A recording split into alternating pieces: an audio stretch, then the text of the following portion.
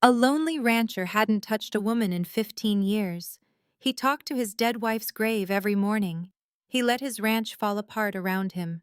He drank whiskey alone on a porch where nobody ever came. Then one cold evening, a half-dead woman fell out of a wagon in his yard and whispered 3 words that shattered his world. "I am your bride." But Caleb Mercer never sent for a bride. Someone forged his name. Someone dragged this woman 2,000 miles on a lie. And the secret she carried in her carpet bag was dangerous enough to get them both killed. This story reminds us that redemption does not come from forgetting the past. It comes from choosing to live again despite it. And sometimes, the greatest love story begins with a lie, but it can only survive on the truth. You are listening to Cowboy Dusk, where the Old West comes alive through stories of rugged land, broken hearts, and love that refuses to die. If dusty trails, lonesome cowboys, and romances forged in fire speak to your soul, you have found your campfire. Settle in. If this story stirred something in you, hit that like button and let us know in the comments which moment hit you the hardest. Share this with someone who believes in second chances. And if you have not already, subscribe to Cowboy Dusk so you never miss a story when the sun goes down. This content was carefully researched, developed, and manually edited by our team to deliver meaningful stories with valuable life lessons. Every narrative is crafted to entertain, inspire, and empower our audience. We believe that great stories can change lives, and we are committed to bringing you content that matters. Thank you for being part of our community. Caleb Mercer talked to the dead every morning. It was not madness. It was the only thing that kept him sane. He walked up the hillside behind the cabin before the sun cleared the Wasatch Peaks, same as he had done every morning for 15 years. His boots crunched through frost that coated the grass like shattered glass. The air was so cold it burned his throat. He did not mind. Cold was honest. Cold did not pretend to be anything other than what it was. The grave sat on a flat stretch of ground beneath a twisted juniper tree. A wooden cross marked the spot, the letters carved deep but nearly worn away by wind and time. Sarah Mercer, 1845 to 1869, and the child she carried. Caleb stopped in front of it. He took off his hat the way he always did. He stood there a moment with the wind pulling at his collar and the sky still dark enough to show stars. Then he spoke. "That fence post on the south line snapped again," he said. "Third time this year. Wood is rotted clean through. I keep wiring it back together, but it will not hold much longer." He paused as if waiting for an answer. "Mose is getting worse. His back legs give out when he tries to stand too quick. I carried him up the porch steps last night. He did not like that much." Another pause. The wind filled the silence the way it always did. "I am running low on coffee. Might have to go down to town. Might not." He put his hat back on. He looked at the cross for a long moment. Then he turned and walked back down the hill toward the cabin that was falling apart around him. The ranch had been something once. When Caleb brought Sarah up the mountain after the war, they had built it from nothing, cut the timber themselves, raised the walls together. She had been strong for a woman her size, never complained, never asked why they had to live so far from town. She trusted him. That was the worst part. She trusted him, and he brought her to a place where no doctor could reach her in time. Now the barn was missing its east wall, patched with a canvas tarp that flapped and snapped in every gust. The corral gate was wired shut, because the hinge had rusted through 3 years ago. The cabin roof leaked in 2 places. Dishes sat crusted in the basin. Empty whiskey bottles lined the floor near the sofa, like soldiers standing watch over nothing. On the mantel above the cold fireplace sat a vase of dried wildflowers, brittle and gray and untouched since the day Sarah had placed them there in the summer of 1869. Nobody had moved them. Nobody ever would. Caleb saddled his horse and rode out to check the herd. 9 head. 3 years ago there had been 20. Wolves and winter and his own neglect had taken the rest. He found fresh tracks near the creek, big prints pressed deep in the mud. Wolf, maybe 2. He would need to keep watch tonight. On the ride back, he passed a section of fence so broken a man could walk through it standing upright. He looked at it. He kept riding. There was a time when a busted fence would have had him off his horse with wire and pliers before he could think twice. That time was gone. The ranch was dying, and Caleb knew it, and he did not fix it, because fixing it meant he planned to stay alive long enough to use it. He was not sure that was the plan anymore. Back at the cabin, he put up his horse and sat on the porch with a bottle and a tin cup he never bothered to use. Mose lay at his feet, the old hound wheezing through his one good nostril. The dog was half blind and walked with a limp from a snake bite years back that never healed right. He was the only living thing Caleb could stand to be around.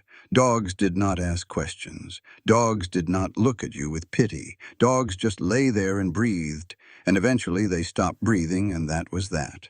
The sky went from purple to black. Stars came out hard and bright, the way they only do at altitude where there is nothing between you and the heavens but thin, cold air. Caleb drank.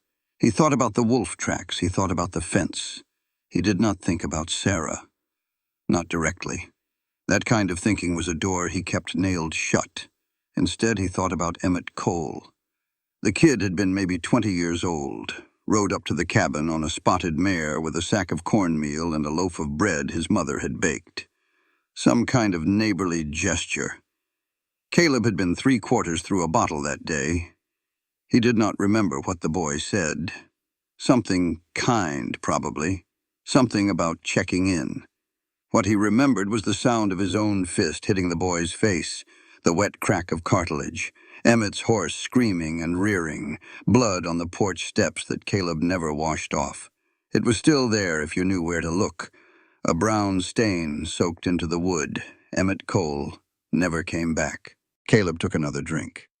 He did not think of himself as a good man. He thought of himself as a man who should have died instead of his wife.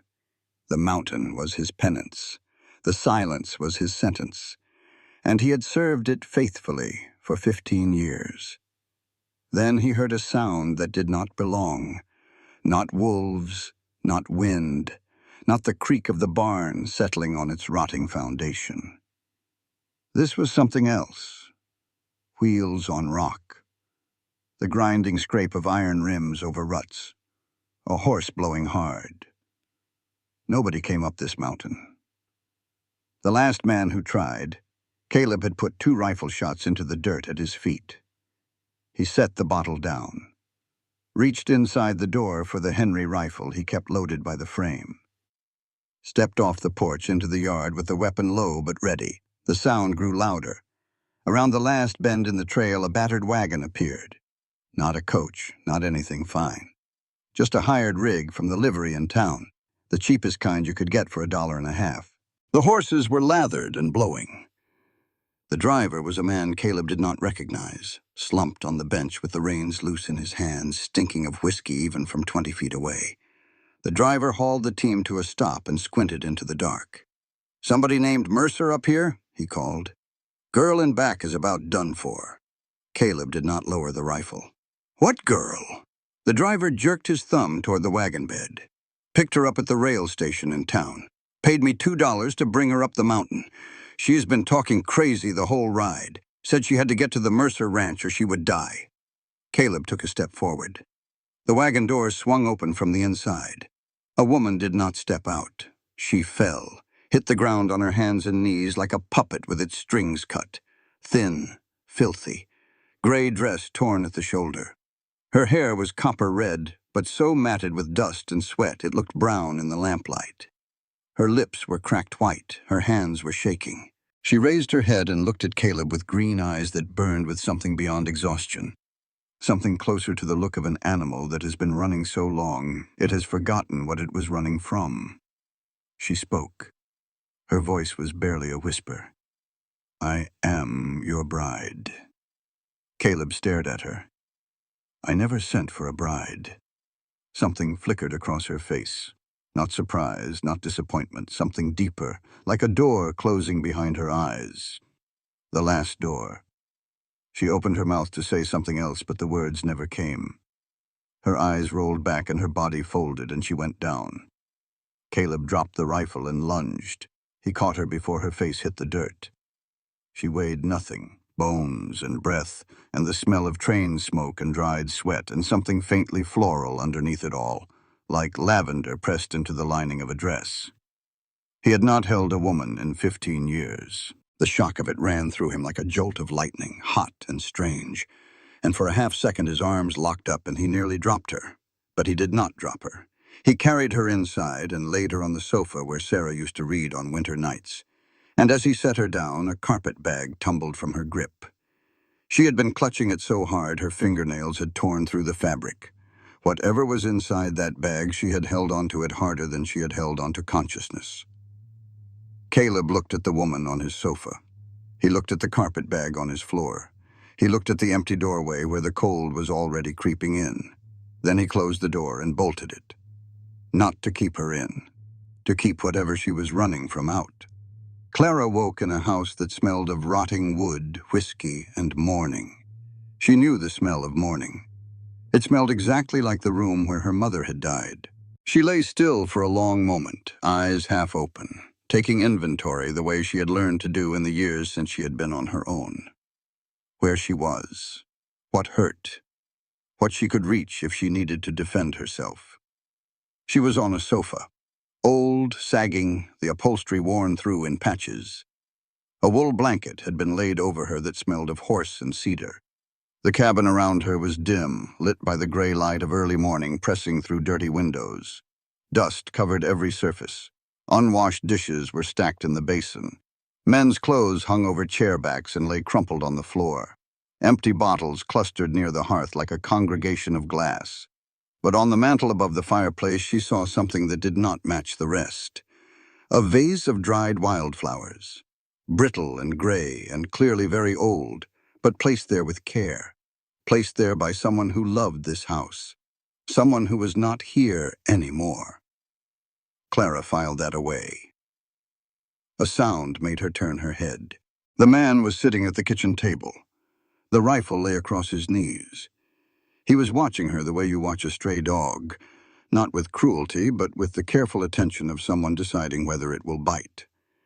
He was older than she expected. 40 or so, maybe more. Tall, broad through the shoulders, with a raw-boned face that looked like it had been carved from the same rock as the mountain outside. Dark hair going gray at the temples. A scar she could see running from beneath his left sleeve up past the elbow, thick and white, the kind that comes from a blade, not a fall. His eyes were the color of creek water in November. Not warm, not cold, just clear and very still. He spoke first. "You said you are my bride. I never wrote for one." Clara sat up slowly. Every muscle ached. Her head pounded.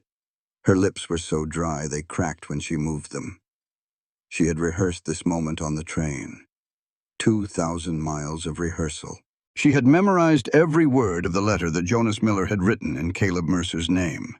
She had read it so many times she could recite it backward. But the letter itself was gone. She had burned it in the coal stove of the passenger car somewhere east of Cheyenne, watching the paper curl and blacken, while a man in a dark suit 2 cars back asked the conductor questions she did not want answered. "You wrote to me," she said.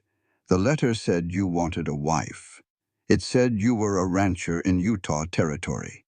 It said you would treat me with respect and expect hard work in return. Show me the letter." Silence. Clara felt the ground shifting beneath her. "I do not have it." He leaned forward. "A woman travels 2,000 miles on a letter she does not have. I memorized every word. I can recite it if you want. Then someone else wrote those words, not me." Clara stared at him. She waited for the anger, the despair, the familiar feeling of the ground opening up beneath her feet. But what came instead was something she had not expected. A laugh. Not a real laugh.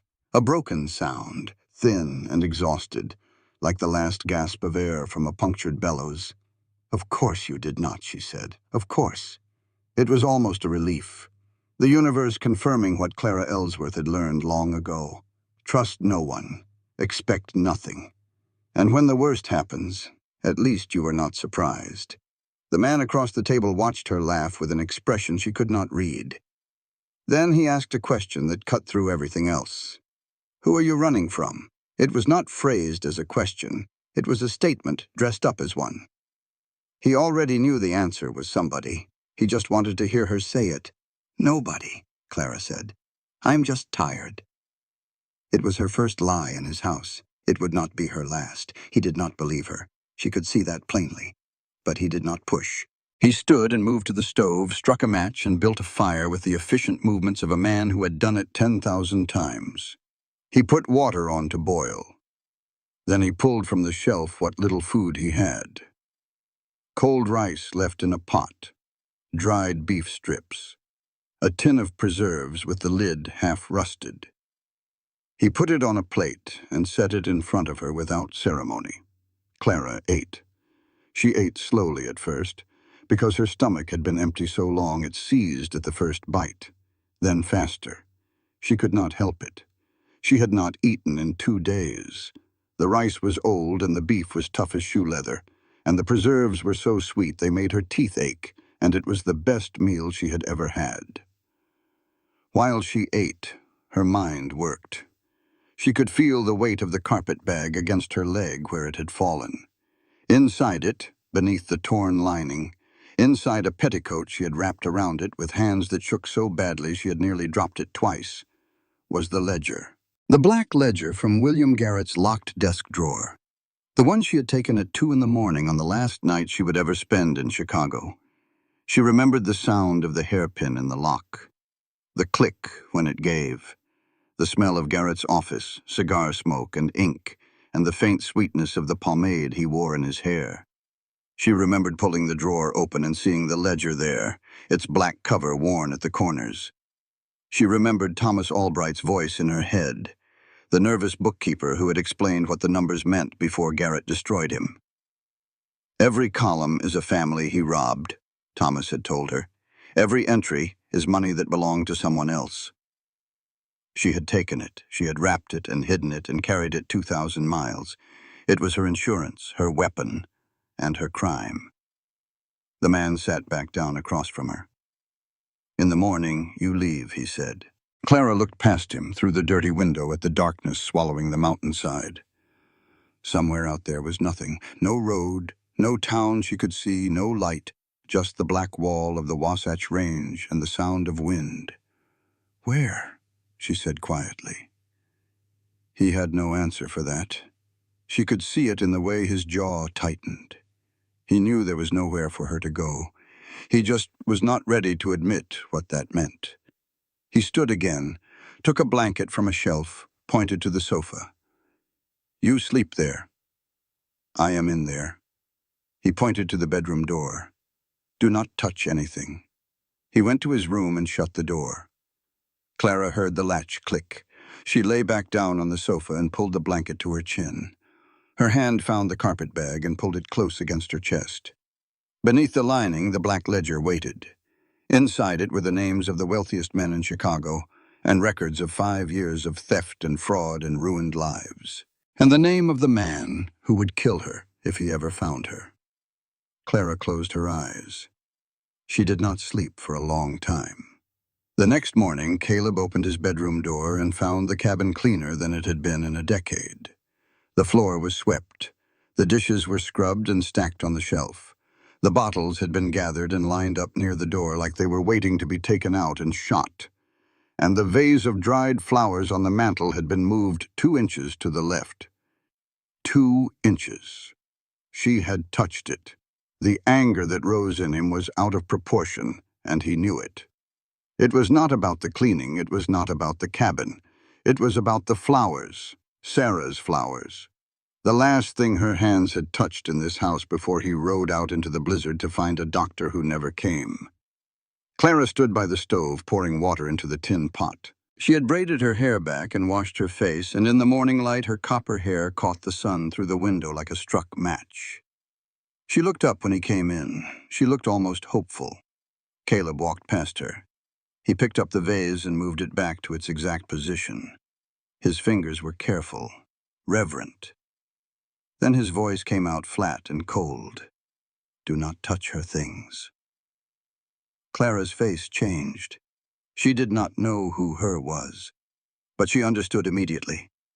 The way a woman understands the presence of another woman, even a dead one. "I am sorry," she said.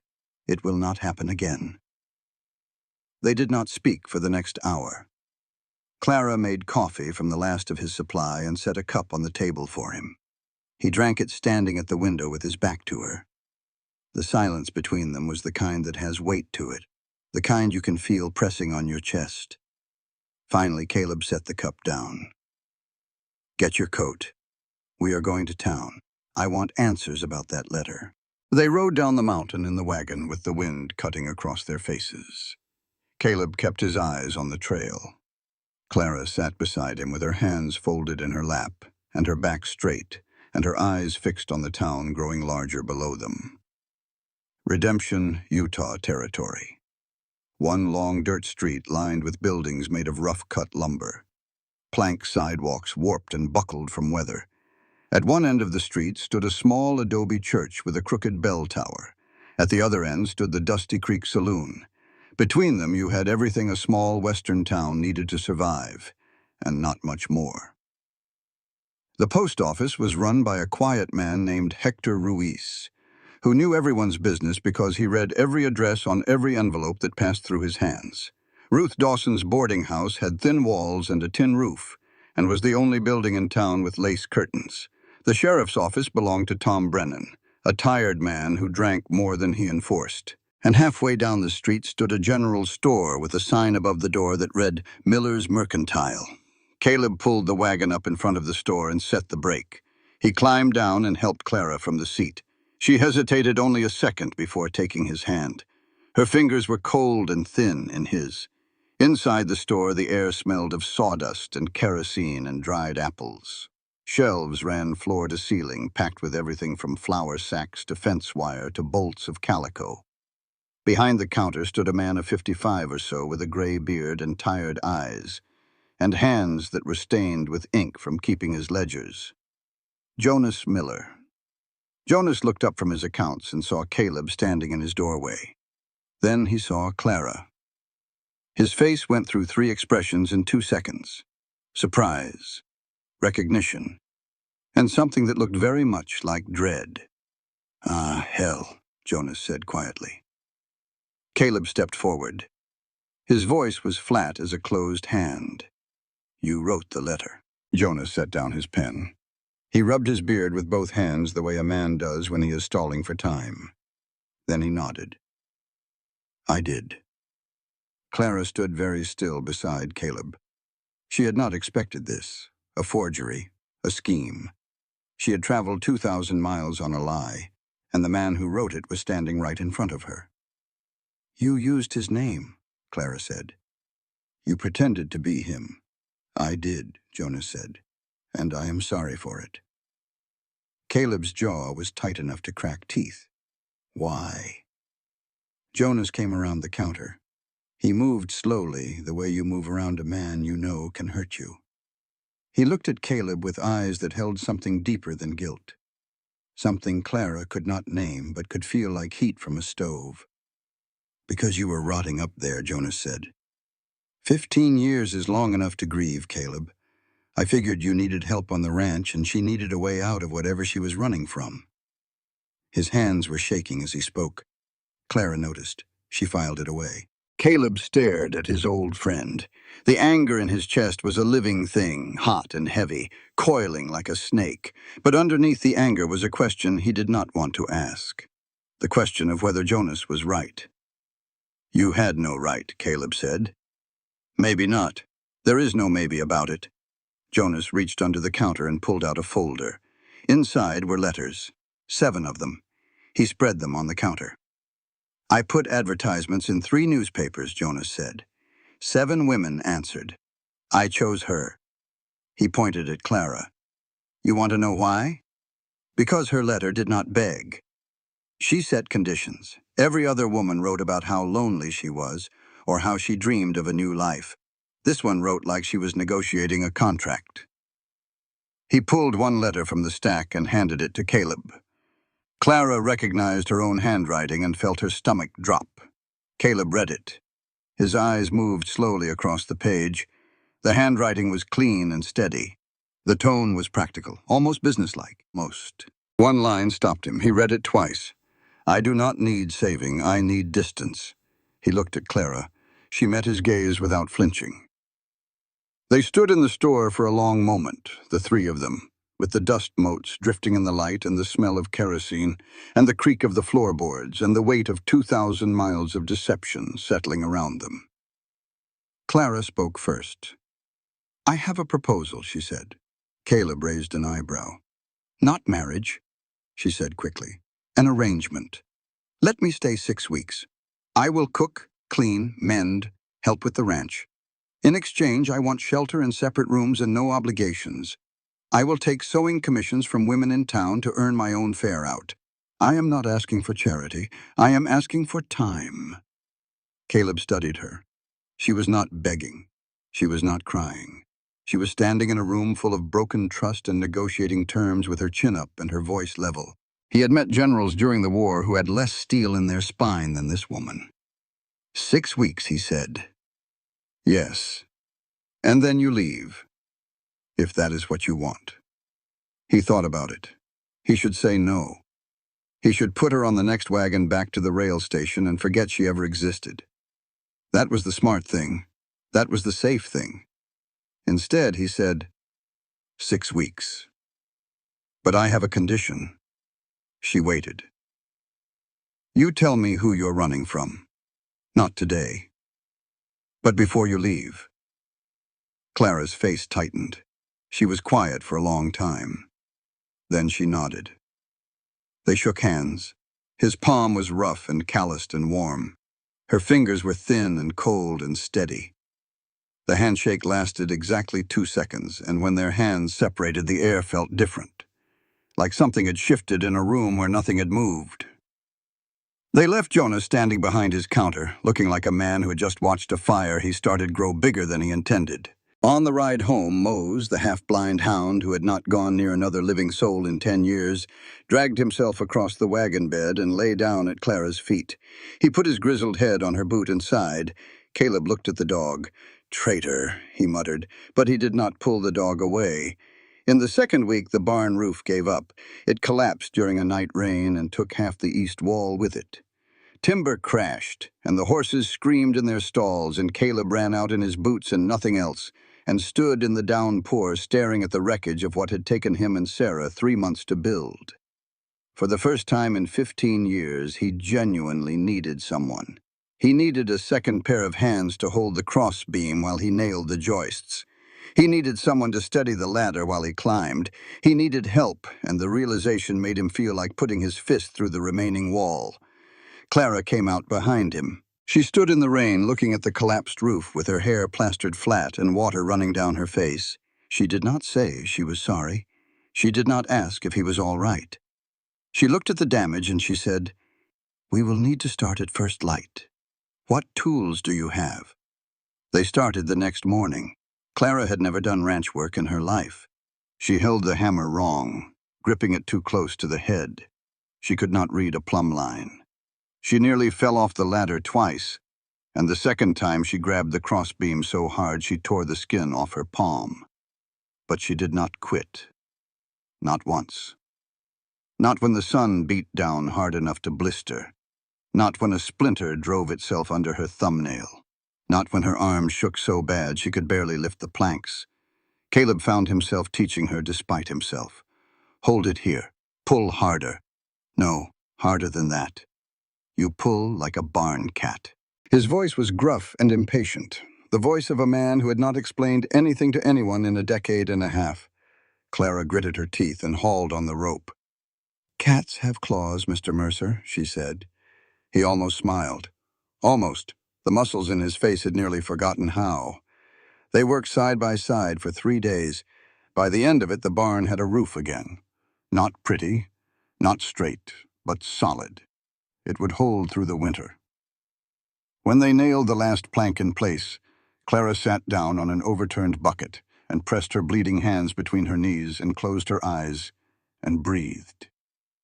Caleb looked at her sitting there, covered in sawdust and sweat, with her hair falling out of its braid and her dress torn at the hem, and he thought, she did not quit. He did not know what to do with that thought, so he picked up his tools and walked away. 3 days after the roof was finished, the rain came back. Not a gentle rain. A Utah mountain storm. The kind that turns creeks into rivers and rivers into walls of brown water that rip trees out by their roots. When it passed, the sun came out hot and mean, and the whole mountainside steamed. Caleb found one of his cows stuck in the creek bed. The animal had wandered down to drink, and the mud had swallowed her to the belly. She was bawling and thrashing and sinking deeper with every movement. He could not free her alone. He needed rope and leverage and somebody on the other end. Clara came running when she heard him shout. She took one look at the situation and waded in without hesitation. Mud to her knees, then her thighs. The cow kicked and Clara dodged, and the muck sucked at her boots like it wanted to swallow her too. Caleb looped the rope around the cow's chest and threw the other end to Clara. "Pull!" he said. She pulled. The mud fought back. Clara braced her feet and hauled with everything she had, the rope biting into her torn palms, and the cow lurched forward an inch at a time. Then the cow kicked again, caught Clara in the shin. She went down face first into the mud with a sound like a gunshot. Brown water closed over her head. Caleb grabbed her arm and hauled her up, gasping and spitting and covered head to toe in creek mud. She stood there dripping. Her face was a mask of brown. Her dress was ruined beyond any mending. Her braid had come completely apart, and her copper hair hung in muddy ropes around her shoulders. And she started laughing. The sound came out of her like something that had been locked up too long. A real laugh. Deep and helpless and full of something that might have been joy or might have been exhaustion. Or might have been the sheer absurdity of standing waist-deep in mud on a mountainside in Utah territory trying to save a cow that did not want to be saved. Caleb stared at her. He had not heard a woman laugh in this place since Sarah. Clara caught his expression and the laughter died, suddenly self-conscious. They were inches apart, both breathing hard, mud-caked and raw and close enough that he could see the green of her eyes even through the grime. He let go of her arm, stepped back. "Cow is still stuck," he said. They finished the job in silence. Got the animal free and up the bank and back to the pasture. Did not speak about it. But the air between them had changed. Something had cracked open like ice on a spring creek, and the water underneath was moving. 3 days later, Clara left a cup of water on the fence post near where Caleb was working the south line. She set it there and went back to the cabin without a word. Caleb found it when he came to the post. He drank it, set the empty cup back on the post. The next morning he found the cup still there. Beside it, tucked against the wood, was a single wild lupine, purple, small, still holding dew, still holding. He looked at it for a long time. He looked toward the cabin. The curtain in the kitchen window moved slightly. He did not mention it. Neither did she. The following afternoon, 2 cups of water sat on the post. The day after that, a second lupine appeared beside the first. This silent conversation continued through the week. Water and wildflowers, never spoken of, never acknowledged. A language built entirely from gestures that meant something neither of them was ready to say out loud. In the evenings, they sat on the porch. At first, they sat at opposite ends, far enough apart that a third person could have fit between them. By the end of the second week, the gap had narrowed. Clara asked about the land, not about his feelings. Not about his past, about the land, the soil, where the snow hit hardest, which pasture flooded in spring, which ridge caught the morning sun first. Caleb talked, more than he had talked in years. He talked the way ranchers talk about place and seasons and the behavior of water and cattle and weather, not about himself. But through the land, he revealed himself anyway, the way a man does when he speaks about the thing he has given his life to. "You built all this," Clara said one evening. Caleb was quiet for a moment. "My wife and I built it," he said. "Then I let it fall apart." Clara did not respond. She watched the last light die behind the peaks, and she let the silence hold what words could not. One afternoon, when Caleb was down checking the herd, Clara walked up the hillside behind the cabin. She had noticed the path, a narrow track worn into the grass by 15 years of daily footsteps. She followed it to the flat ground beneath the twisted juniper tree and stopped. The wooden cross, the carved words, Sarah Mercer, 1845 to 1869, and the child she carried. Clara stood there for a long time. The wind blew her hair across her face, and she did not brush it away. She read the inscription 3 times. And the child she carried. She understood everything now. The dried flowers, the untouched bedroom she was not allowed to enter, the 15 years of silence. He had not lost a wife. He had lost a wife and a baby, a whole future buried in frozen ground. She did not tell Caleb she had found the grave. She did not mention it that evening, or any evening after. But that night, when he sat on the porch with his whiskey bottle the way he always did, she opened the door and set a cup of hot coffee beside the bottle.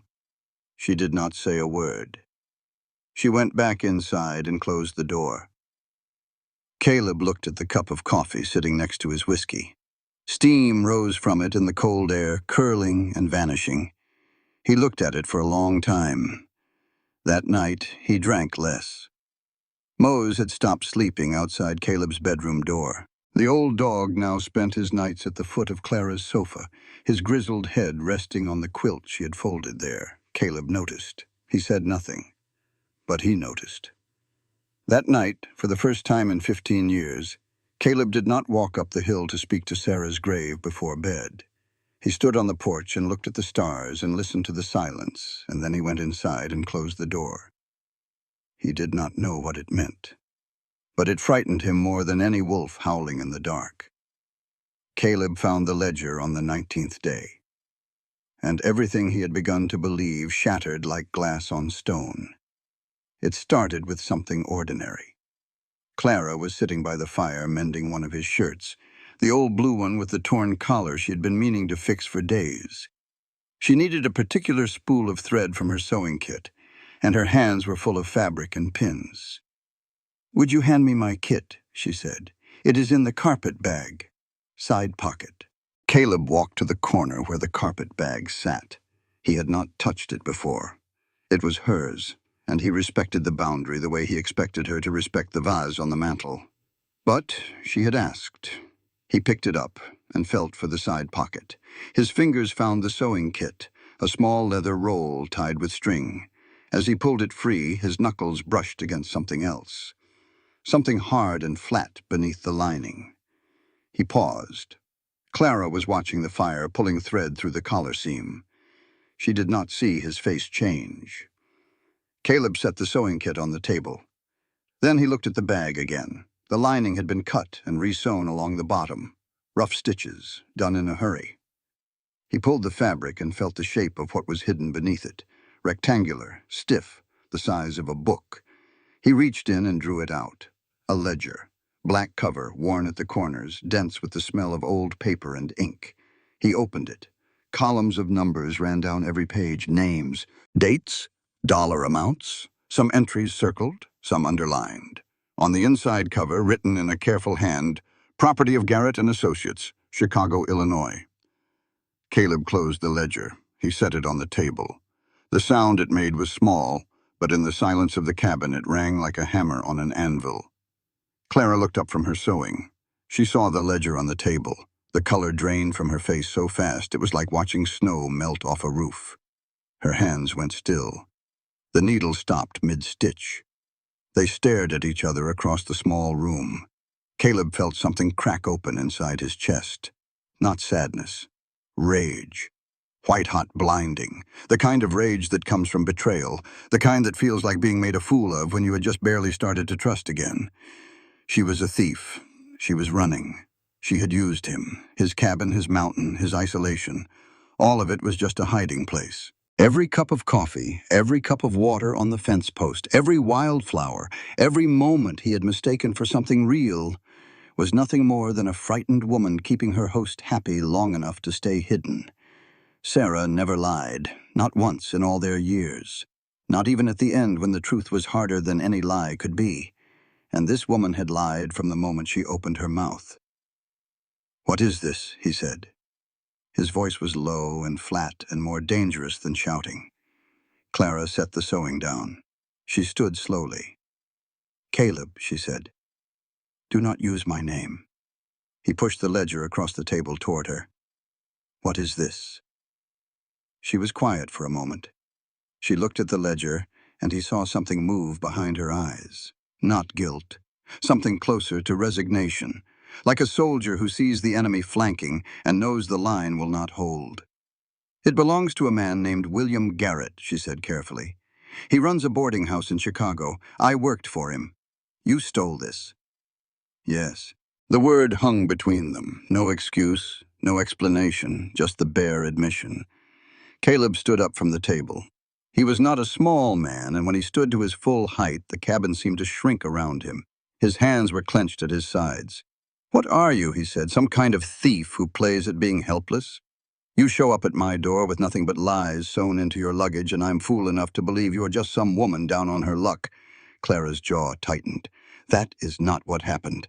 "Then tell me what happened. Because from where I stand, you broke into a man's office, stole his property, ran 2,000 miles to hide, and used a stranger's cabin as your bolt hole.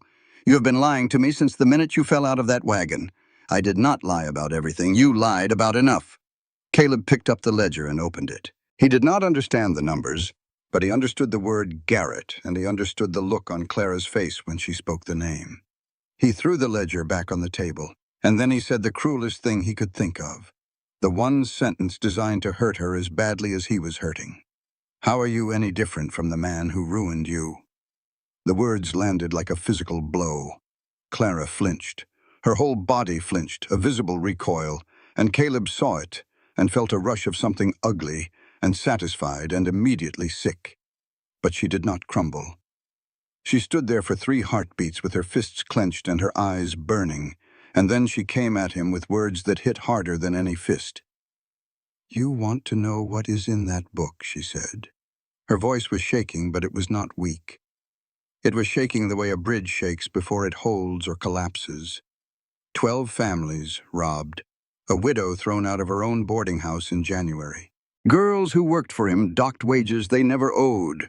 Children who went hungry because their mother's pay was stolen. That ledger is the only proof of 5 years of fraud, and I took it because nobody else would. Nobody, not the police, not the courts, not a single man in Chicago who knew what Garrett was doing and looked the other way because he was rich and connected and generous with bribes. She stepped closer. "I am not a thief. I am the only person in that city who had the spine to fight back." Caleb stared at her. He heard every word she said. He understood them, and he did not believe them. Or more precisely, he did not want to believe them. Because believing meant caring. Believing meant protecting. Believing meant opening himself up to the possibility of loss again, and he could not bear it. It was easier to see her as a liar, easier to be angry. Anger was familiar. Anger was safe.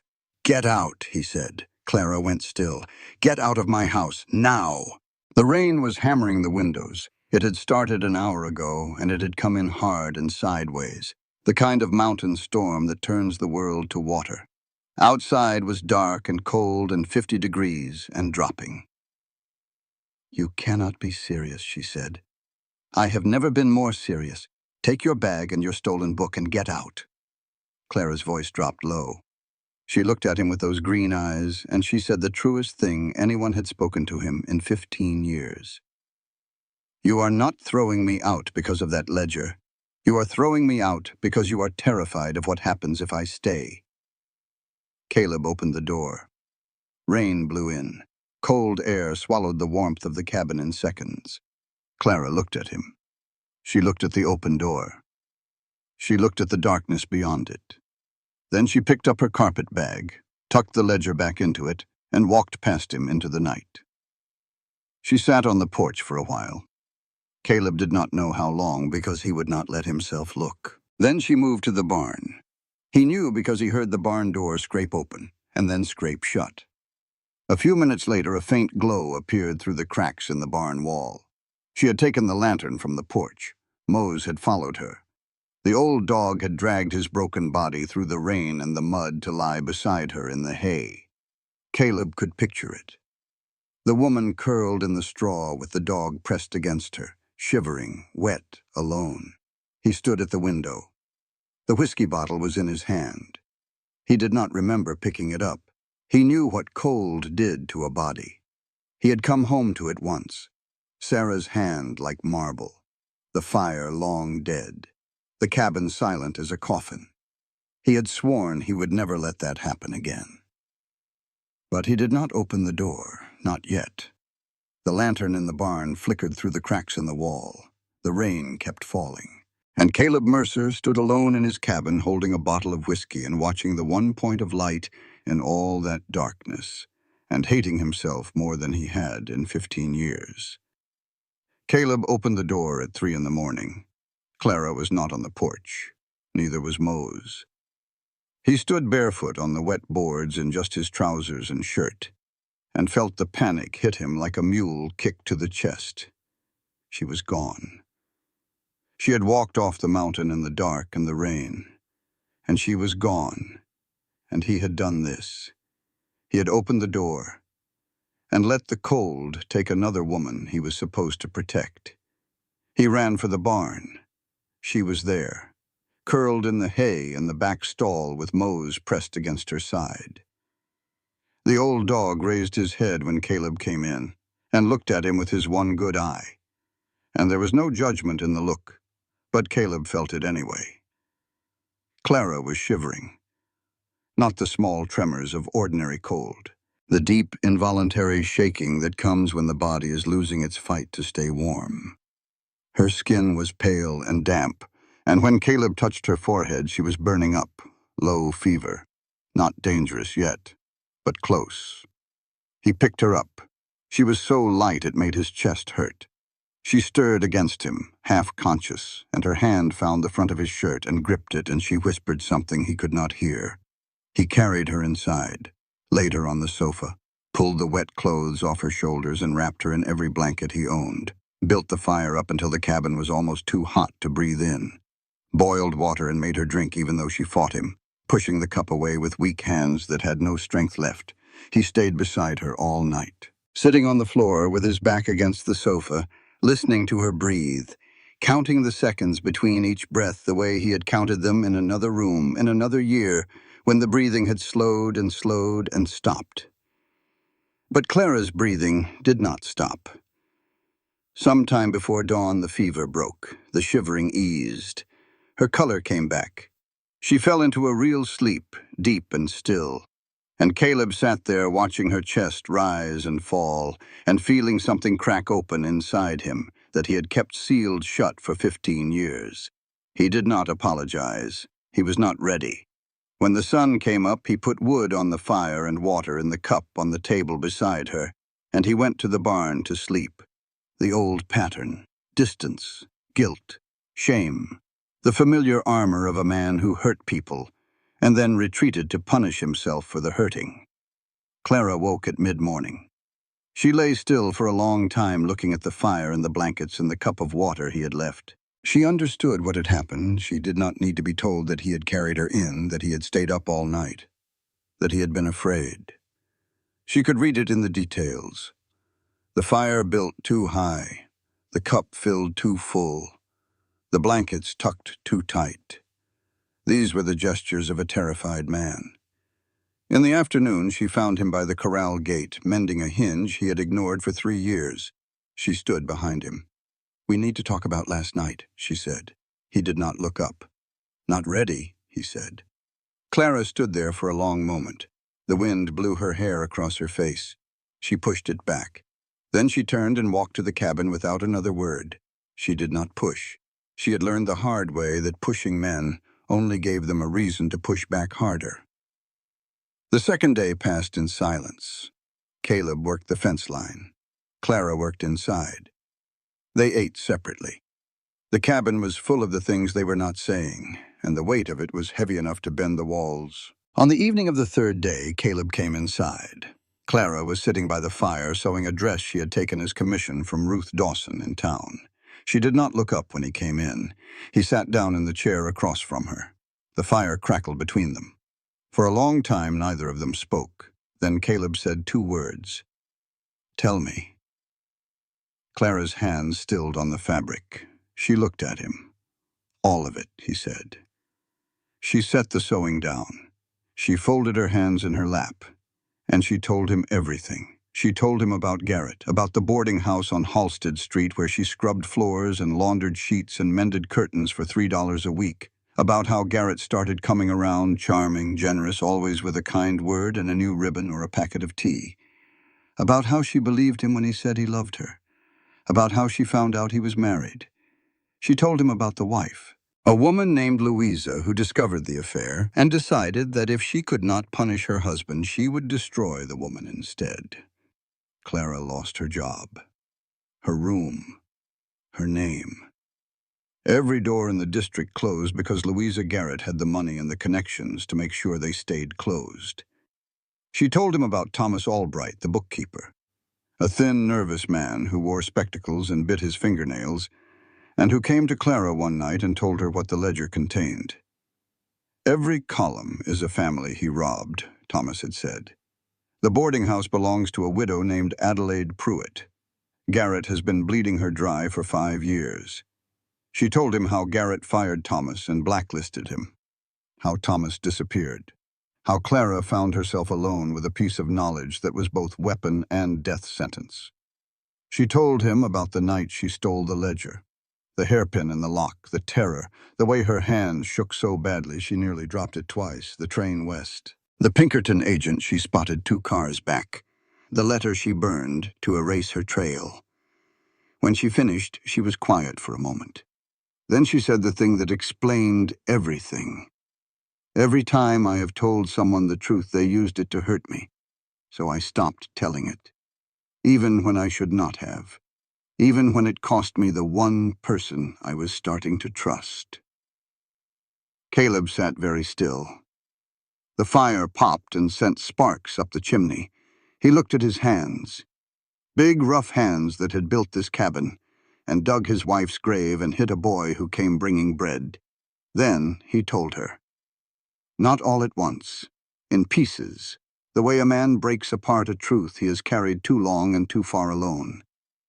He told her about Sarah, about the winter of 1869, about the fever that came on sudden and hard, about how he saddled his horse and rode into the blizzard heading for town, about how the snow was so thick he could not see his horse's ears, about how he rode for a day and a half, and finally made it to Redemption and found the doctor and begged him to come. He told her about the ride back, how it took another day because the trail had disappeared under snow, how he came around the last bend and saw the cabin and knew before he opened the door, the way you know, the way the silence tells you. She was in the bed, he said. The fire was out. Her hand was cold. She was 7 months along. The baby died with her. He was not looking at Clara. He was looking at the fire. "I brought her up here," he said, "away from the town, away from doctors, away from anyone who could have helped. I killed her." The words sat in the room like a stone dropped into still water. The ripples went out and out. Clara spoke. Her voice was steady but not hard, not gentle either, just true. "You did not kill your wife. The sickness killed her. The mountain killed her. But you have been killing yourself every day since. And if she loved you the way I think she did, she would hate what you have become." Caleb flinched. His whole body tightened like a rope pulled taut. Nobody had ever said that to him. Nobody had ever come close. Clara reached across the distance between them and placed her hand over his on the arm of the chair. His first instinct was to pull away, the instinct of 15 years. But he did not. Her hand was warm and small and steady on his, and he let it stay. They sat like that for a long time. No kiss, no declaration. Just two people sitting in a firelit cabin on a mountain in Utah territory with their hands touching, and the truth finally laid out between them like a map of all the broken places. "Stay," Caleb said, "and we figure out that ledger together." Clara looked at him. "Together? I am tired of alone." That afternoon, while Caleb was in the barn and Clara was hanging laundry in the last of the sun, a man rode into Redemption on a bay horse and stopped at the Dusty Creek Saloon. He ordered a whiskey and sat by the window and asked the bartender a question. "Anybody seen a red-haired woman come through here lately?" Came from back east. The stranger's name was Dutch Harrigan. He was not a bounty hunter. He was not a hired gun. He was an operative of the Pinkerton National Detective Agency out of the Chicago field office. He wore a clean dark coat and polished boots, and he spoke with the quiet politeness of a man who had never needed to raise his voice, because the weight of the institution behind him did all the shouting for him. The Pinkertons did not give up. Everybody knew that. They had tracked Jesse James across 6 states. They had broken up railroad strikes and hunted counterfeiters and put men in prison from New York to California. When a Pinkerton agent came to town, it meant somebody with money had decided that whatever they wanted was worth the considerable expense of making the agency want it too. Dutch Harrigan worked Redemption the way a good detective works any small town. He did not threaten. He did not bully. He bought drinks at the saloon and chatted with the bartender about the weather and the cattle market, and somewhere in the conversation he mentioned he was looking for a woman, red hair, green eyes, late 20s, might be going by the name Whitfield or maybe Ellsworth. Came from Chicago. He visited the post office and made conversation with Hector Ruiz. He stopped by the general store and bought a tin of tobacco from Jonas Miller and asked casual questions about newcomers to the area. He spoke with Sheriff Brennan and showed him a letter of authorization signed by William Garrett, businessman of Chicago, Illinois, requesting the aid of law enforcement in locating stolen property. He had a daguerreotype of Clara, taken without her knowledge at the boarding house. It showed her standing in a doorway with a broom in her hand and the sun catching her copper hair. It was a good likeness. Ruth Dawson heard about the Pinkerton man before lunch. By early afternoon, she was on the back of her old mule laboring up the mountain trail to the Mercer Ranch. She arrived red-faced and out of breath and hammered on the cabin door with both fists. "There is a Pinkerton man in town," she said when Clara opened the door. "He is asking about a red-haired woman from back east, and he has got a picture of you." Clara felt the blood leave her face. She gripped the doorframe. Caleb appeared behind her. "What did you say?" Ruth Dawson looked at both of them. She was 60 years old and had buried 2 husbands and delivered half the babies in town, and she did not scare easily. But the word Pinkerton scared her. It scared everybody. "His name is Harrigan," she said. "He is polite as Sunday morning and twice as dangerous. He has got authorization from some man in Chicago named Garrett. He is not going anywhere." Clara turned and walked into the cabin. She sat on the sofa and put her hands flat on her knees to stop them shaking. Caleb came in after her. Ruth stayed in the doorway. Caleb moved through the cabin with the focused efficiency of a man who had survived a war. He checked the rifle, loaded it, set it by the door. He closed and latched the gate across the ranch road. He pulled the shutters on the windows facing the trail. "Stay off the mountain," he told Clara. "Do not go to town. If anybody rides up here, you get inside and stay inside." Clara shook her head. "If I hide forever. I will not live that way again." She looked at him. "I will not live the way you have been living." The words hit him like a stone between the ribs. He stopped what he was doing. He looked at her. She was right, and the knowing of it settled into him like cold water. Ruth left at dusk. She promised to keep her ears open and send word if anything changed. Caleb walked her to her mule and thanked her in a voice that was rough with something he did not know how to name. Gratitude did not come naturally to him. He was out of practice. The next morning, Dutch Harrigan rode up the mountain trail to the Mercer Ranch. He came alone. He dismounted at the gate and stood there with his hands visible and his coat open so anyone watching could see he carried no weapon. He waited, patient as stone. Caleb walked out to meet him. He did not bring the rifle. He did not need to. A rifle would make this official. Keeping it inside meant this was just two men talking. "Mr. Mercer," Harrigan said. He touched the brim of his hat. "My name is Dutch Harrigan. I work for the Pinkerton National Detective Agency. I am looking for a woman named Clara Whitfield. Might also go by Clara Ellsworth. She is wanted for theft of business records belonging to Mr. William Garrett of Chicago. I have authorization, and I'm happy to show it to you." Caleb leaned against the porch post. His arms were crossed. His face showed nothing. "Nobody by those names here," he said. It was technically true. Clara used neither name on the ranch. She was just Clara. Harrigan nodded slowly. His eyes drifted over the property, over the women's clothes drying on the line, the second plate drying in the rack by the window, a sewing basket sitting on the porch railing that had not been there a month ago. "Of course," Harrigan said. "My mistake. Good evening, Mr. Mercer." He mounted his horse and rode away. He did not look back. He did not need to. He had seen what he came to see. That night, Clara stood on the porch staring into the darkness. The stars were out, but she did not see them. She was seeing Chicago, the office at 2 in the morning, the train platform, the Pinkerton man 2 cars back who she thought she had lost. She was seeing the long chain of decisions that had brought her to this mountain, and she was trying to decide if the chain was dragging her down or holding her up. Caleb came out.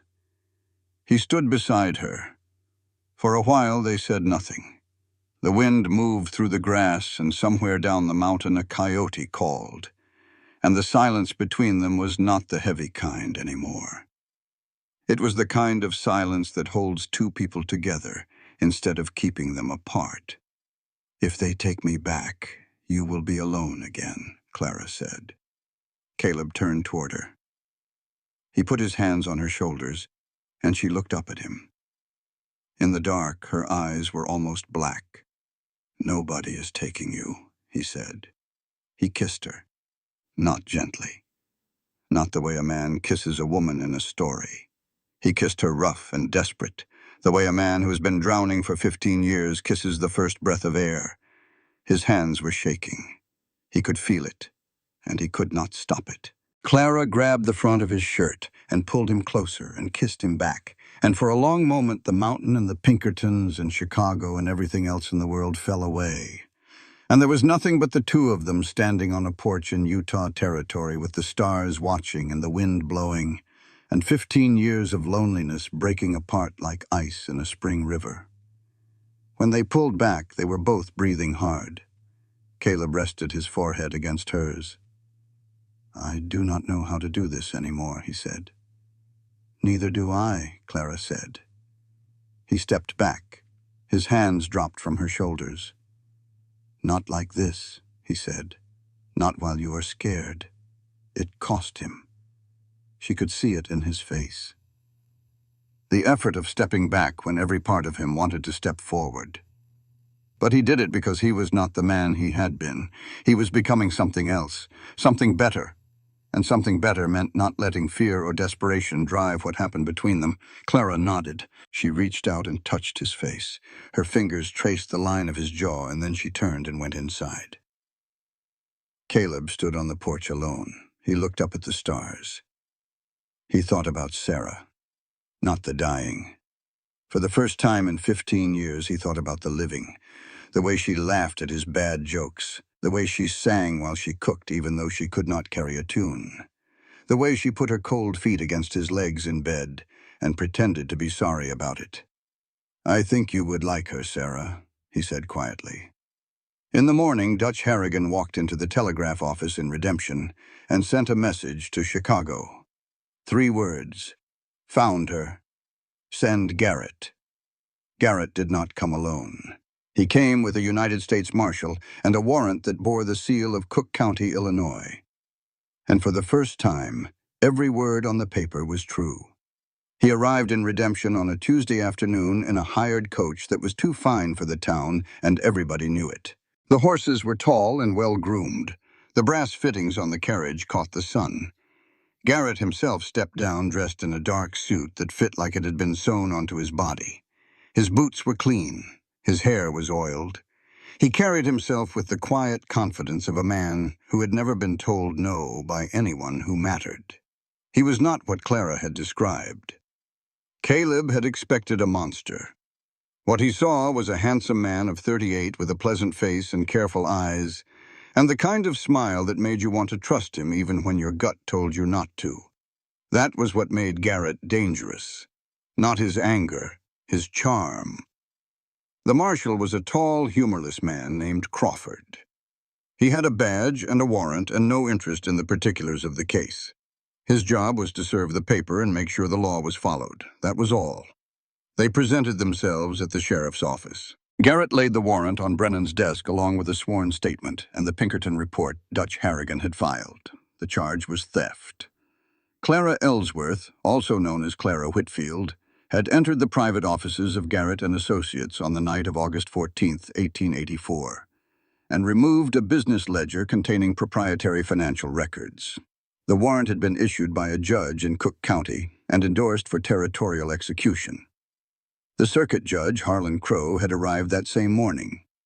He was a lean, weathered man in his 60s with a white mustache and eyes that gave away nothing. Crowe had ridden the territorial circuit for 20 years and had seen every kind of case a frontier could produce. He was known for two things: fairness and an absolute refusal to be impressed by anyone. He was also known for something else, though fewer people spoke of it. Years ago, he had sentenced a man named Doyle on insufficient evidence. Doyle had died in the territorial prison in Sugar House. 6 months later, new evidence proved Doyle was innocent. Judge Crowe had never forgiven himself. It had made him meticulous. It had made him skeptical of both sides in every case. And it had made him the worst possible judge for a case that depended on emotion rather than evidence. Clara was arrested at the ranch. Marshal Crawford rode up with 2 deputies. Caleb saw them coming from the yard, and his hand went to the rifle before his brain could stop it. Clara put her hand on his arm. "Do not," she said. "We fight this with the truth, not bullets." The marshal put the irons on her wrists. The metal clicked shut, and the sound went through Caleb like a blade. He watched them lead her to the wagon, and he watched the wagon roll away, and he stood in the yard with his fists clenched and his teeth grinding, and it was the hardest thing he had ever done in his life, harder than burying Sarah. Because this time he was watching someone he loved being taken away, and he was choosing to let it happen. He went to Jonas. It was the second time Caleb had walked into Miller's Mercantile with rage burning in his chest, and it would be the last. He found Jonas behind the counter, and he did not waste time with pleasantries. "I need your help," he said. "Clara has been arrested. Garrett came with a warrant. I need anything you know, anybody you can contact, anything." Jonas set down the inventory sheet he was holding. He looked at Caleb, and the expression on his face was not the expression of a man being asked for a favor. It was the expression of a man watching a wall he had built 15 years ago finally start to crumble. "Sit down," Jonas said. "I do not want to sit down." "Sit down, Caleb. There is something I need to tell you, something I should have told you a long time ago." Caleb sat. Jonas told him.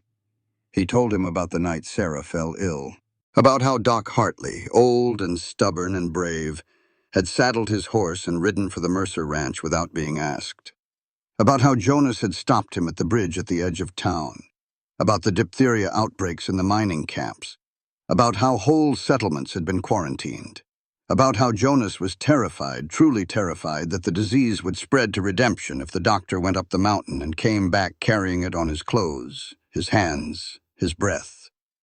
Jonas told Caleb that he had stood on that bridge in the snow and told Doc Hartley the roads were impassable, that it was too dangerous, that the doctor would be throwing his life away for one woman on a mountaintop. "The doctor wanted to go," Jonas said. His voice was barely above a whisper. "He would have gone. I stopped him. I told him the town needed him more, and he listened to me. The room was very still. Your Sarah might have lived, Jonas said.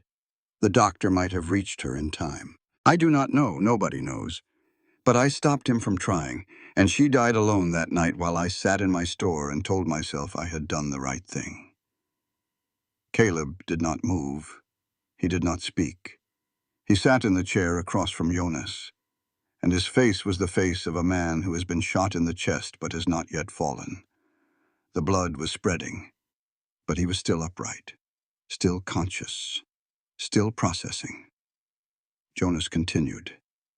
His voice was shaking now. Before you came back, before you found her, a neighbor woman came up to check on Sarah. Mrs. Carson. She was with Sarah at the end. Sarah said something to her. She told me later. Sarah said, "Do not let him die alone up there." Jonas wiped his face with the back of his hand. That letter. Clara. I wrote it because your wife asked someone to keep you alive, and I am the reason she was dying when she said it. I have been carrying this for 15 years, Caleb. The letter was not about friendship. It was about a debt I can never repay. Caleb sat in the silence that followed. He looked at Jonas. He looked at the man he had called his oldest friend, the man who had suggested he take Sarah up the mountain in the first place. Good land, good air, good for a family. The man who had left supplies at the base of the trail for 15 years. The man who had written a letter in his name and dragged a stranger across the country and set all of this in motion because he could not bear the weight of what he had done. Everything reframed, every kindness, every visit Jonas had attempted, every time Jonas defended Caleb to the townspeople. It was not friendship, it was guilt.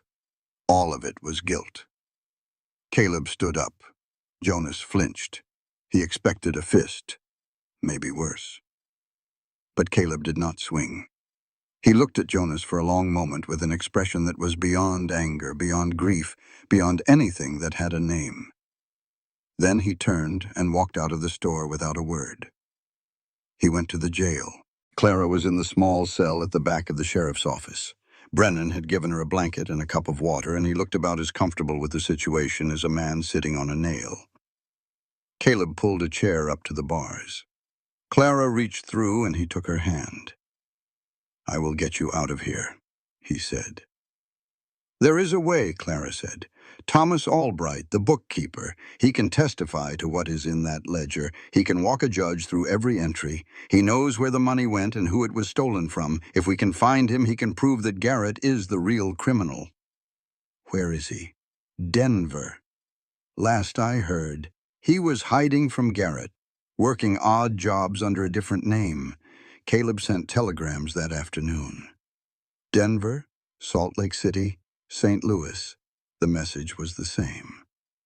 Looking for Thomas Albright, former bookkeeper, Chicago. Urgent. Trial in Redemption, Utah territory. Life at stake. That evening, Clara gave him one more thing. A detail she had been carrying. Garrett signs everything with his left hand, she said. It is distinctive, cramped, angular, like a child's writing. Look at the signature on the warrant authorization. If it does not match, then someone else signed it for him. It will not win the case, but it might plant a question. Caleb took it to Brennan. The sheriff compared signatures. They were similar, but not identical. Crow examined them and ruled the discrepancy insufficient to dismiss. But Clara was right. It planted a seed, a small crack in the foundation of Garrett's case. On the second day, a telegram arrived from Denver. Albright agrees to testify. Boarding westbound train. But Garrett has men watching the telegraph office. They know. Train may not arrive clean. Caleb read the telegram twice. Then he folded it and put it in his pocket and went to Clara's cell and told her that help was coming. He did not tell her about the second part. She had enough to carry. He sat with her through the evening. They held hands through the bars and did not talk much. There was not much left to say that had not been said. But at one point, Clara looked at him and said, "Whatever happens, I need you to promise me something." "What?" If this goes wrong, if they take me back to Chicago, do not go back up that mountain and disappear. Do not go back to being the man you were before I came." Caleb squeezed her hand. "That man is dead," he said. "You killed him." She almost smiled. "Good," she said. "Keep him buried." Thomas Albright stepped off the westbound train at Redemption Station at dawn. He had a black eye, 3 cracked ribs, a split lip that had crusted over with dried blood, and a metal tube sewn into the lining of his coat that contained the one piece of evidence that could change everything. He was not a brave-looking man. Thin, stooped, pale from months of hiding indoors in Denver boarding houses. He wore spectacles with one cracked lens and a suit that had seen better days. He walked with a limp because 2 men had beaten him in the train's baggage car somewhere east of Grand Junction. They had boarded at the last water stop. Big men with flat eyes who asked polite questions and then stopped asking and started searching. They went through his luggage, tore open his satchel, emptied his pockets. They found nothing because Thomas Albright, who was not brave by nature, had done one brave thing before boarding the train. He had taken the most important document he carried, a notarized affidavit from Mrs. Adelaide Pruitt, the widow Garrett had robbed, and sealed it inside a small metal cylinder. He had then cut the lining of his coat and sewed the cylinder inside it with the careful stitches of a man whose hands were made for ledgers and needles and other small, precise work. They beat him. They warned him. They told him that testifying in redemption would be the last thing he ever did. Then they got off at the next station and disappeared into the darkness. Thomas Albright stayed on the train. He pressed his hand against the lining of his coat and felt the hard shape of the cylinder against his ribs. And he stayed. Caleb met him at the station. He looked at the man's battered face and swollen eye and said, "Can you stand?" "I can stand," Thomas said. "Can you talk?" "I can talk." "Then let us go." The trial was held in the back room of the land office. There was no proper courthouse in Redemption. They cleared the desks and filing cabinets and brought in chairs from the church and a table for the judge. It was not much. A plank floor, whitewashed walls, 2 windows letting in the morning sun. But for the next few hours, it would be the most important room in the territory. The town came out. Ruth Dawson sat in the front row with her hands folded and her jaw set. Padre Thomas stood near the door with his arms crossed and his face grave. Jonas Miller sat in the 3rd row. He looked like a man who had not slept in days. Sheriff Brennan kept order near the entrance with his hand resting on his belt. And in the back row, quiet and alone, sat Emmett Cole, the young rancher Caleb had beaten years ago. He had a faded bruise on his jaw from a barroom scuffle unrelated to this story. And he wore his Sunday clothes and he sat with his hat in his lap, and he said nothing to anyone. His presence said everything that needed saying. Judge Crow took his seat at the table. He looked at the room full of people, and he was not impressed. He never was. Garrett spoke first. He stood before the judge in his fine suit with his hands clasped behind his back and his voice pitched at the exact right level between authority and humility. He laid out his case with the precision of a man who had done this before. "Miss Ellsworth was a former employee," he said. "She was terminated for personal reasons which I do not wish to elaborate upon. On the night of August 14th, she entered my private office without authorization and removed a ledger containing confidential business records. The ledger is my property. The theft is documented. I have a sworn statement and a Pinkerton report confirming her identity and location. I do not wish to see this woman imprisoned. I simply want my property returned." He paused. He allowed himself a small look of something that resembled sadness. "She was troubled," he said, "confused. I bear some responsibility for her state of mind. But theft is theft regardless of the circumstances. It was a nearly perfect performance, every word measured, every gesture calibrated." Judge Crow listened without expression. Then Clara stood. She had asked for permission to speak on her own behalf. Crow had deliberated on this. Territorial law did not require it, but did not prohibit it. He allowed it. Clara Ellsworth rose from her chair. She wore a dress Ruth Dawson had brought to the jail that morning. Plain gray cotton, clean. Her copper hair was braided back. Her hands were steady at her sides. She looked at the judge, and she did not look away. "Your Honor," she said, "I did enter that office. I did take the ledger. Mr. Garrett is telling the truth about that, and I will not pretend otherwise." A murmur went through the room. Caleb gripped his knees. "But I took it because it was the only way to prove what that ledger contains. Inside it are 5 years of financial records showing a systematic pattern of embezzlement. The boarding house where I worked is owned by a widow named Adelaide Pruitt. Mr. Garrett was hired to manage the property. Instead, he has been stealing from her, skimming rents, forging expenses, docking wages from the women who worked there, redirecting funds into private accounts." She paused. "The law protects men like him and ignores women like me. I had no attorney. I had no money. I had no standing. When I went to the police, they sent me home. When I tried to tell Mrs. Pruitt what was happening, Garrett had already convinced her I was a disgraced woman with a grudge. Nobody believed me. Nobody would listen." Her voice did not waver. "That ledger was the only voice I had. So, yes, I took it. And I would take it again." Judge Crow's expression did not change, but his eyes stayed on Clara for a long moment after she sat down. Thomas Albright was called next. He approached the witness chair with the careful gait of a man whose ribs were held together by bandages and willpower. He sat down. He adjusted his cracked spectacles. And then he spoke. He walked the judge through the ledger entry by entry. Every column, every forged receipt, every redirected payment. He spoke in the flat, precise language of a man who understood numbers the way other men understood horses or weather. He named names. He cited dates. He explained the method Garrett had used to create phantom expenses that concealed the theft. His voice shook, his hands trembled, but he did not stop. When he finished with the ledger, he reached inside his coat and produced the metal cylinder.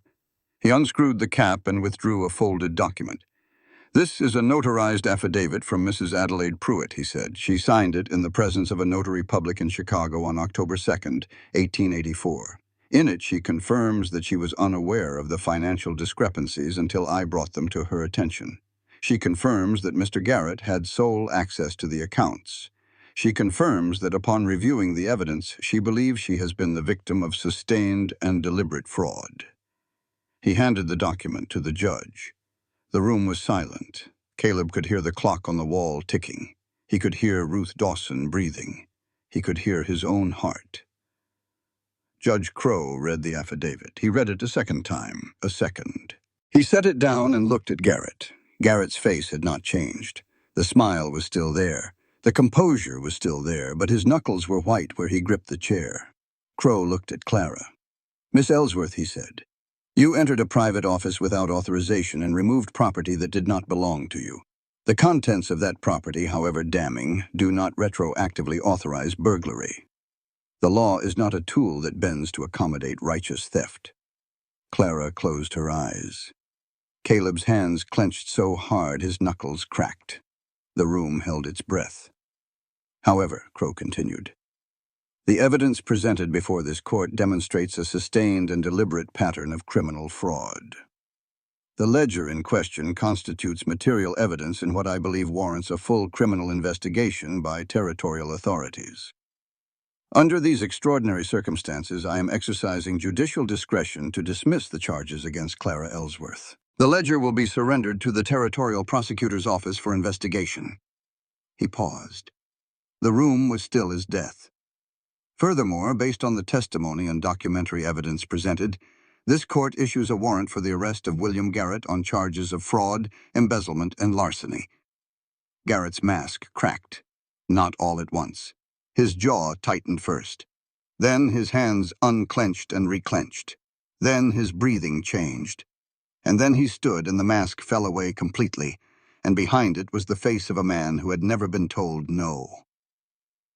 "This is a farce," he shouted. "She is a liar and a whore, and every man in this room knows it." The word hit the room like a slap. Ruth Dawson gasped. Padre Thomas crossed himself. Several men shifted in their seats, and Caleb Mercer stood up slowly. He did not speak. He did not need to. He stood with the controlled stillness of a man who had decided not to kill someone, and the decision was costing him everything. He looked at Garrett, and Garrett looked at him, and whatever Garrett saw in Caleb's eyes made him stop talking. Marshal Crawford stepped forward. He put the irons on Garrett's wrists, the same irons that had been on Clara's wrist 2 days before. As Garrett was led past her, he leaned close and hissed, "You think this is over? You think some backwater judge in some dirt town can touch me? This is not over." Clara looked at him. She looked at the man who had charmed her, and ruined her and chased her across a continent, and she felt the last piece of fear break loose inside her and fall away like dead weight. "I stopped being afraid of you the day I left Chicago," she said. "It just took me until now to believe it." They led him out. The door closed behind him, and the room exhaled. Caleb walked to the door. Outside, the sun was blazing.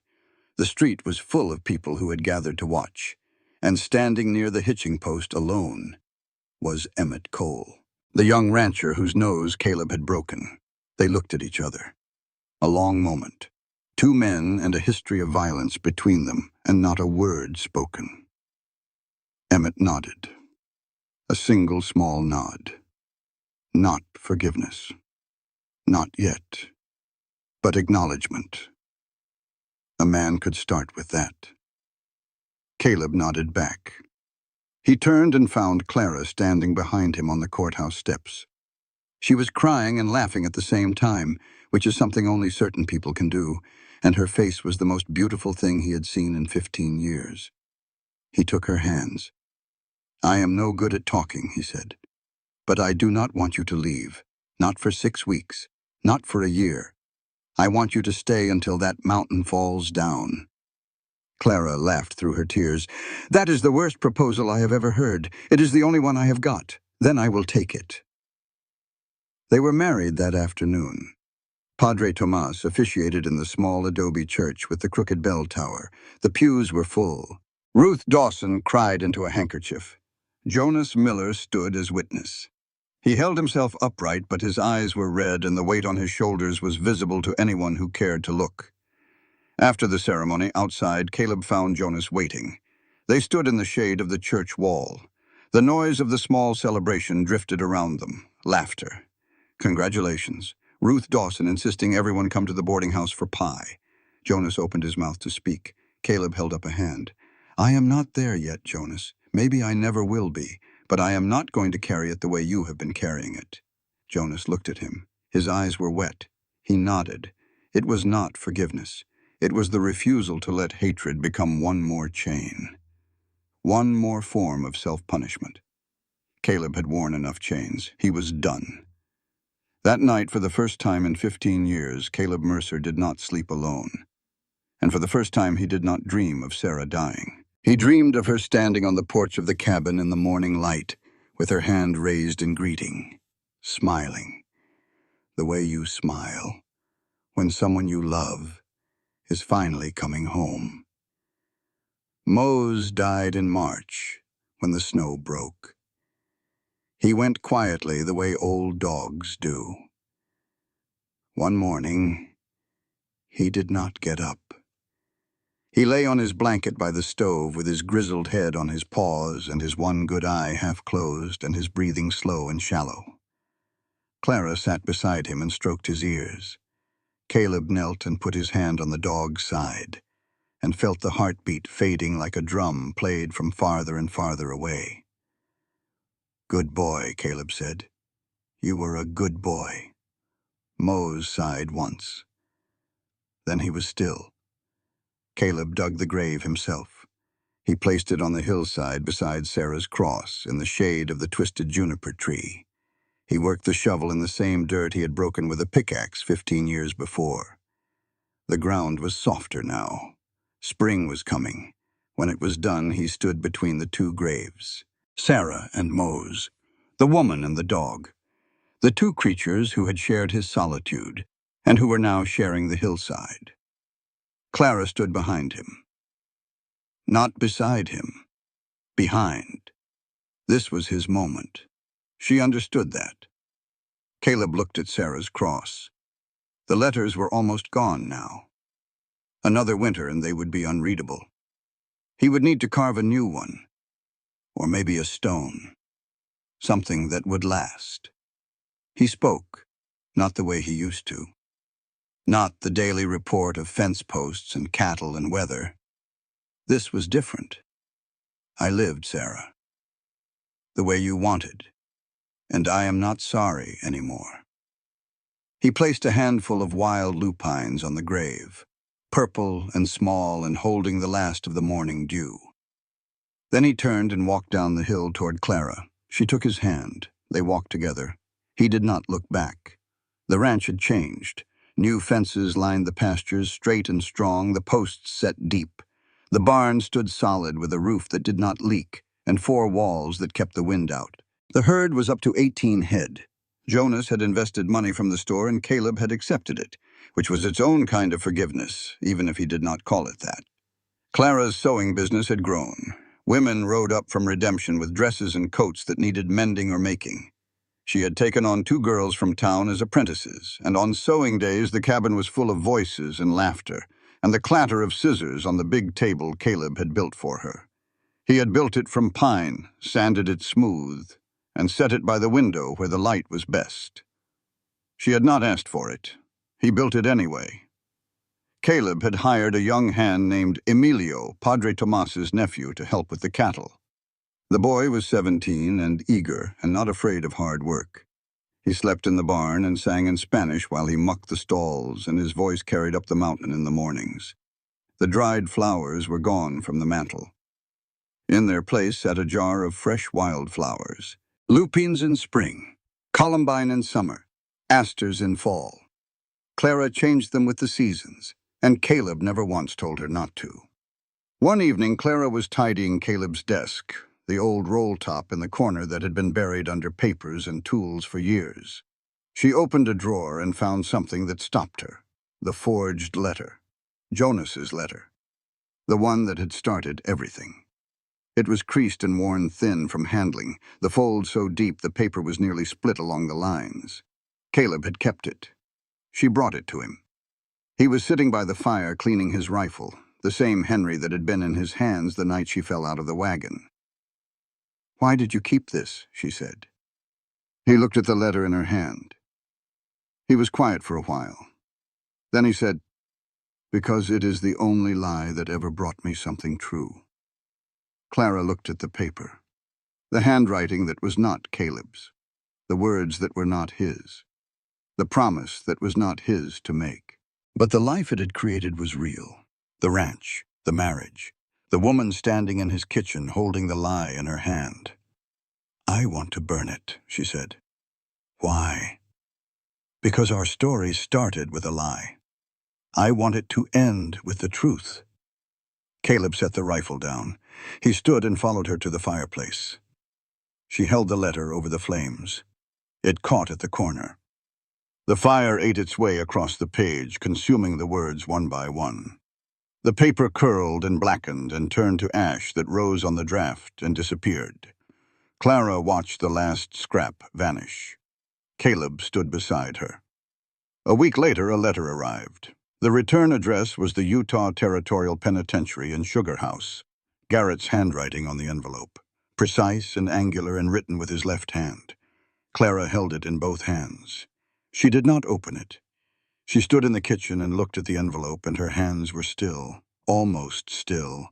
There was a tremor, small. The kind of tremor that lives in the muscle memory of a body that has learned to be afraid over a long time and has not completely unlearned it yet. She held the letter out to Caleb. "Would you read it for me?" she said. "Do you want me to?" She paused. "No. Burn it." They burned a second letter. Clara dropped it into the fire and her hand shook as she let it go. Just slightly, just enough. The fear was still there, folded inside her like the letter had been folded inside the envelope. It did not disappear. It would not disappear entirely. She knew that. But it no longer ruled her. It was a scar, not a wound. A thing she carried, not a thing that carried her. Caleb put his arm around her. She leaned into him. They watched the fire until the ashes settled. That evening, Clara sat across from Caleb at the table. The fire was burning low. Outside, the wind was gentle, the kind of spring wind that carries the smell of new grass and snowmelt, and the promise of warm days ahead. "Caleb," she said, "I need to tell you something." His face went still.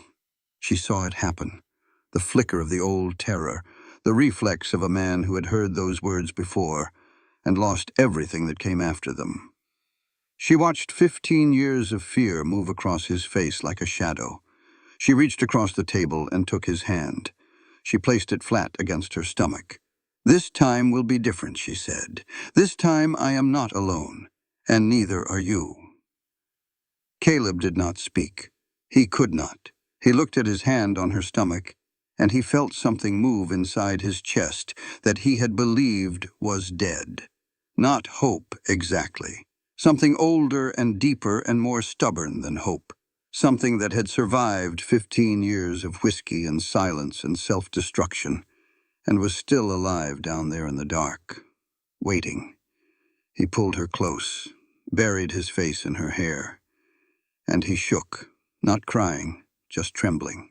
The way a man trembles when a feeling too large for his body passes through him, and there is nothing to do but hold on and let it come.